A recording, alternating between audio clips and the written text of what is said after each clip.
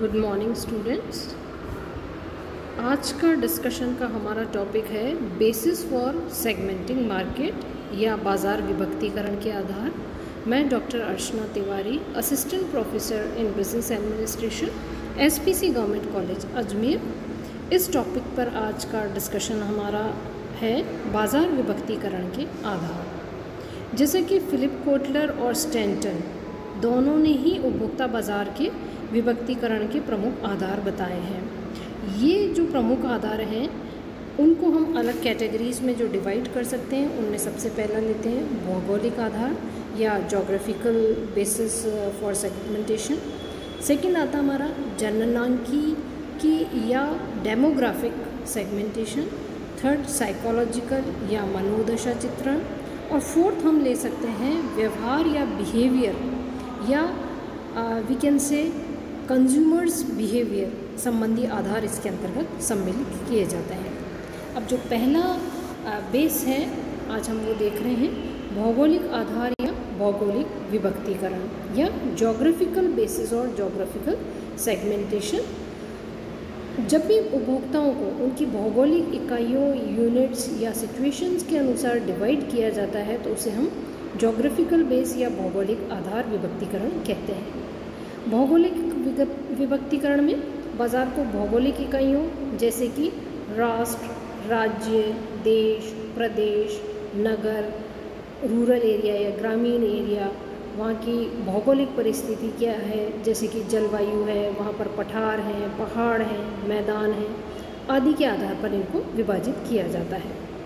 भौगोलिक आधार पर बाज़ार विभक्तिकरण तब लाभदायी होता है जबकि उपभोक्ताओं की आवश्यकताएं, पसंद नापसंद, क्रय वरीयताएँ भौगोलिक स्थिति से प्रभावित होती हैं। जैसे for example if we take the example of place which is affected by the cold, ठंडे प्रदेश के निवासियों के लिए अलग प्रकार के वस्त्रों की, जैसे कि गर्म या वुलन वस्त्रों की आवश्यकता अधिक पड़ेगी। इसी तरह से अगर हम पहाड़ी प्रदेश में रहने वाले ग्राहकों को देखें तो वहाँ पर अलग तरह के व्हीकल्स की आवश्यकता पड़ेगी। वहाँ पर नॉर्मल व्हीकल्स हो सकता है कि थोड़ा तकलीफ़ से चले, तो इसी तरह से गाँवों के लोगों को शहरी लोगों की अपेक्षा कम वाहनों की आवश्यकता पड़ती है।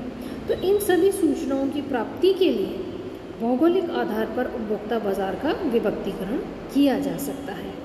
तो इसके अंतर्गत मेनली हम कैसे इसका भौगोलिक विभक्तिकरण करते हैं, देश, राज्य, प्रदेश, नगरीय, ग्रामीण, जलवायु, पठार, पहाड़, मैदानी इलाकों के हिसाब से हमें विभक्तिकरण करना पड़ेगा।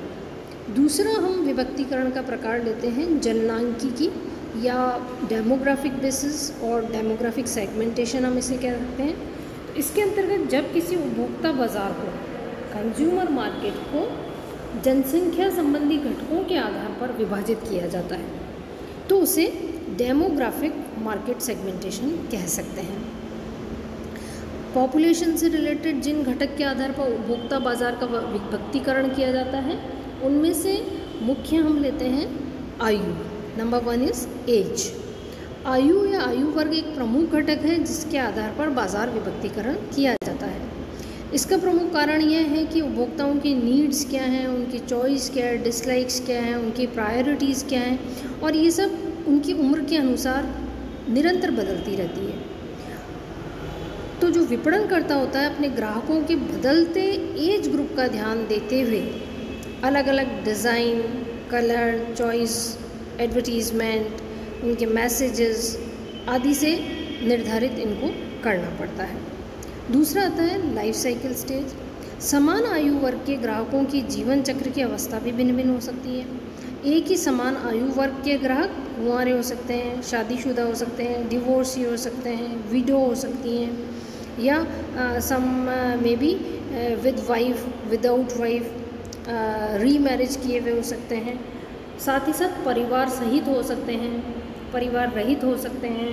तो इस तरह से अलग अलग कैटेगरीज के पर्सन्स भी समान आयु वर्ग में हो सकते हैं। तो ग्राहकों की ऐसी भिन्नता भी उनकी वरीयता कर और आवश्यकताओं में अंतर उत्पन्न कर देती है। उदाहरण के लिए यदि एक 50 वर्ष का पर्सन है and if he is married and the other person who is unmarried, तो भी उनकी आवश्यकताओं में या उनकी पसंद नापसंद में अंतर हो सकता है।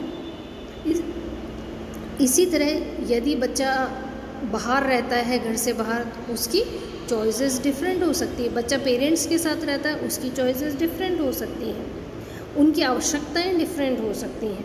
अतः विपणनकर्ता इस आधार पर बाजार विभक्तिकरण करना उपयुक्त समझते हैं। इसी तरह से अगर हम देखें तो सेक्स या जेंडर के आधार पर बाज़ार विभक्तिकरण किया जा सकता है।